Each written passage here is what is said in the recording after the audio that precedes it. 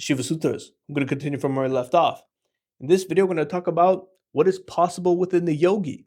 Because so far within the Shiva Sutras, it's been here are a bunch of facts pretty much of the observable universe. That is Shiva. This is all consciousness. Particularity is Shakti. When you combine all the Shaktis together, you get that Bhairava. All great stuff. But we're trying to get to what does this all mean? When the yogi understands this more and more, what is the result? And the Shiva Sutras actually answer that. As the understanding increases, that power also increases as well.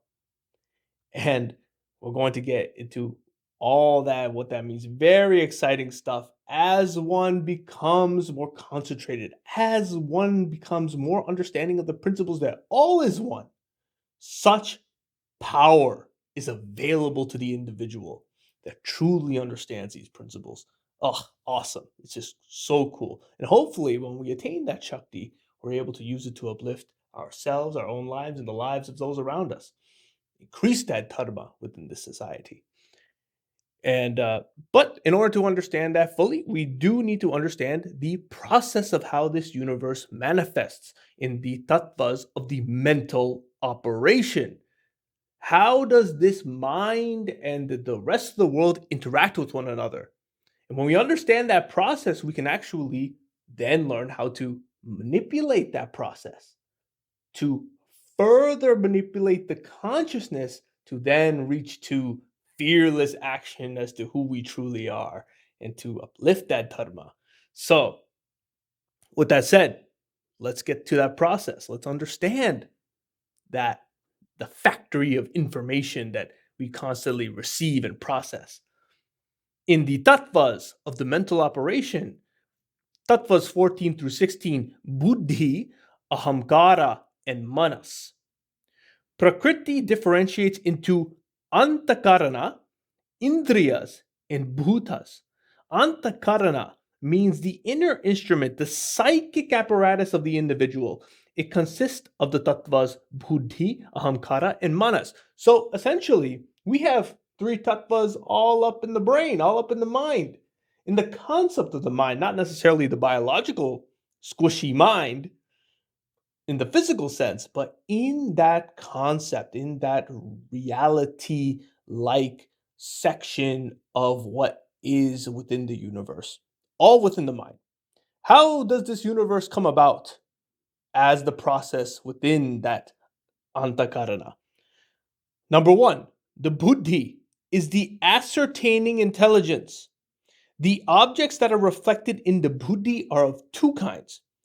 External, for example, like a pencil, which is perceived through the eyes, and then the internal, the image built out of samskaras, the mental image of that pencil. So we already have this frame of raw external information inputted within the biological senses, and then we have the imagination that processes all of that raw data coming in through these senses. And then from there, we have the ahamkara. The ahamkara, this is the product of buddhi. Very important that buddhi is the actual foundation of this whole process. So don't forget that. We do need to understand that buddhi is the first thing and it is connecting everything else. Information being received, information further being interpreted within the mind. So, ahamkara is the product of buddhi. It is the I-making principle and the power of self-appropriation.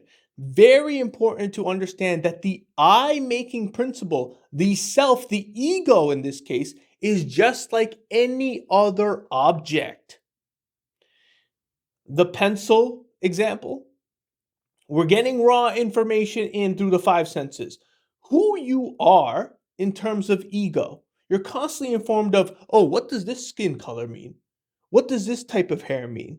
Oh, you're this gender, what does that mean?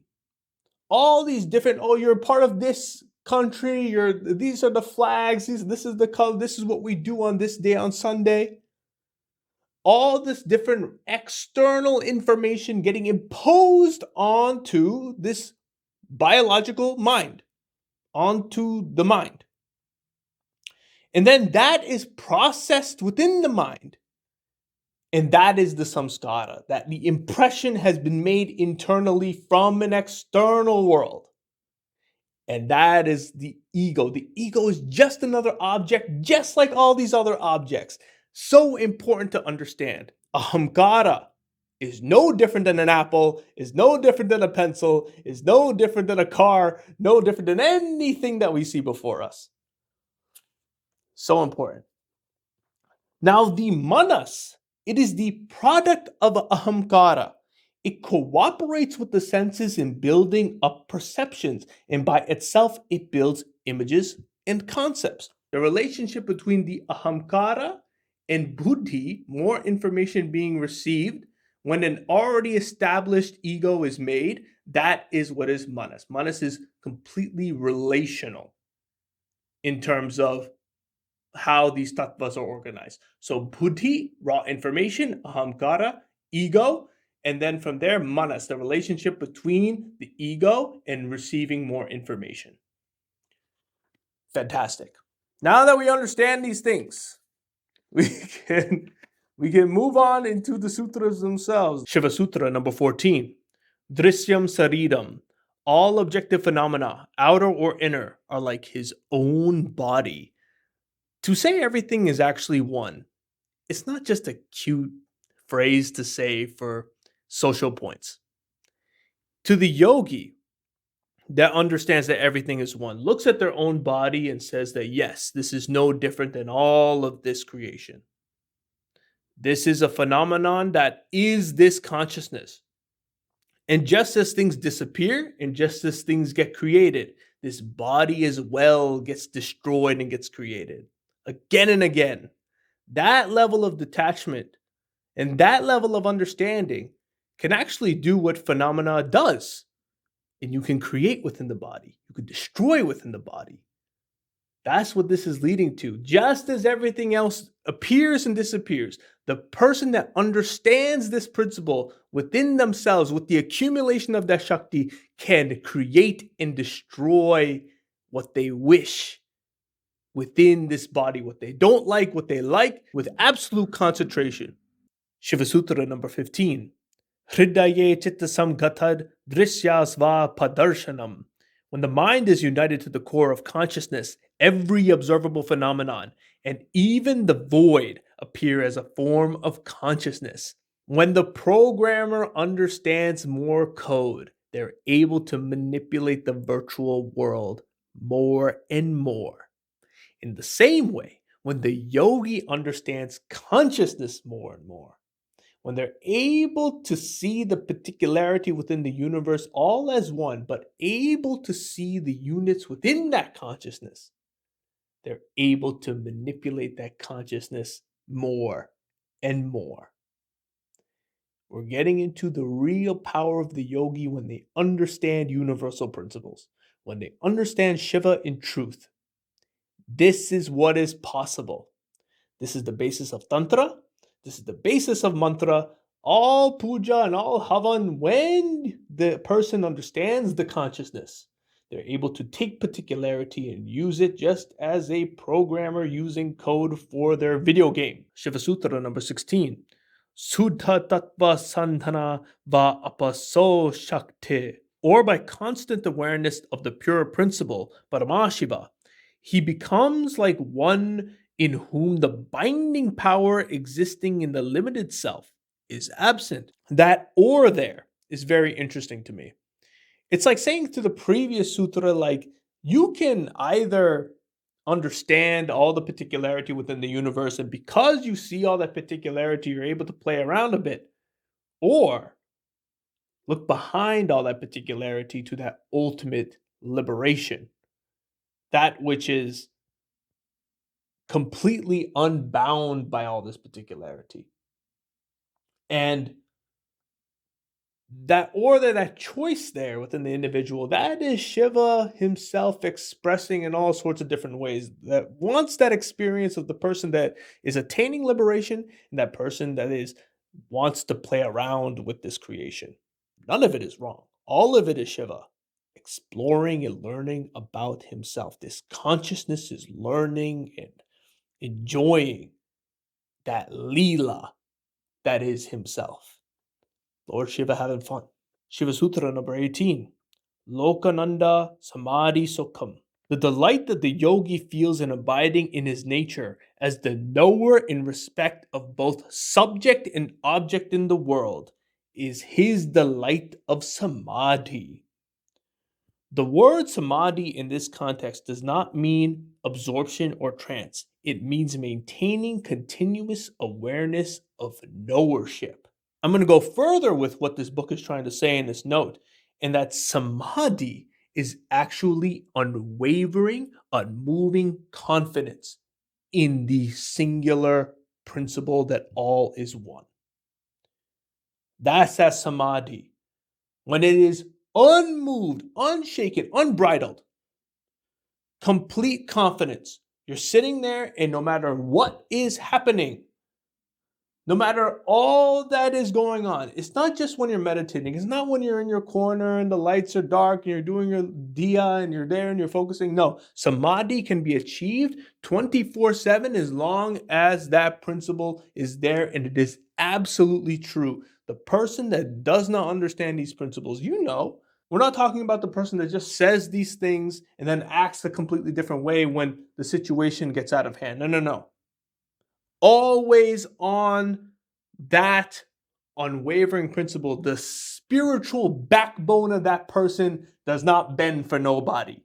That's that samadhi. Shiva Sutra number 19. Shakti sadhane saridutpati. When with one pointedness, the yogi is fully united with Icha Shakti, then he can acquire the power of creating any kind of body according to his desire. This is what I'm talking about here. When one understands the code, they're able to create anything that they want. That when you understand creation, you can manipulate creation. The sutra says that the yogi who is united with Icha Shakti can develop certain supernatural powers. He can, for instance, create any kind of body that he desires. It should be borne in mind that he can do so only by being in contact with the divine will power, Parashakti. And this is the big one. This is where all that power, the list of powers come in. Shiva Sutra number 20.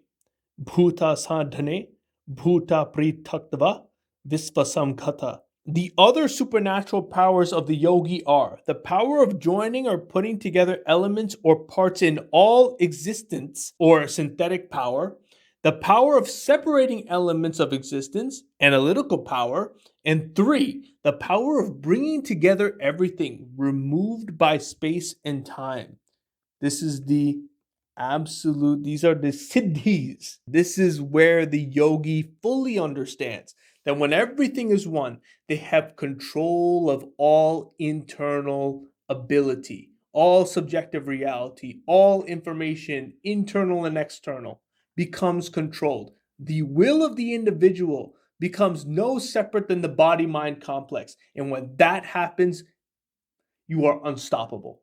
Right now, it's like your will is separate from the mind body complex. It's like you want to learn that instrument. You want to learn that piano, and you're learning a song, but you haven't really practiced piano, and your fingers are not moving the way your will wants it to move. The discerning intelligence, the nervous system, the body and the hand itself is not trained yet, but the will somehow exists in such a way that it can impose this impression that is beyond the current capabilities of the mind body complex. When the yogi is practiced in such a way that they understand that everything is one, this will and this mind body complex becomes one. That's the true power of the Shiva Sutras. That is what we are meditating and getting ourselves towards, this unwavering ability to perform, that this consciousness is unbridled, unmovable, and can complete any task that the mind set itself towards. And I hope that with this yogic knowledge, and I hope with this powerful understanding, that we can use that to better ourselves, better our lives, and make the world a better place. Because that's what all this is for. We're starting to understand that the Shiva Sutras are giving it to us. We are capable of so much more than we think we are. Because who we really are is Shiva. This is the Hindu conceptualist signing out.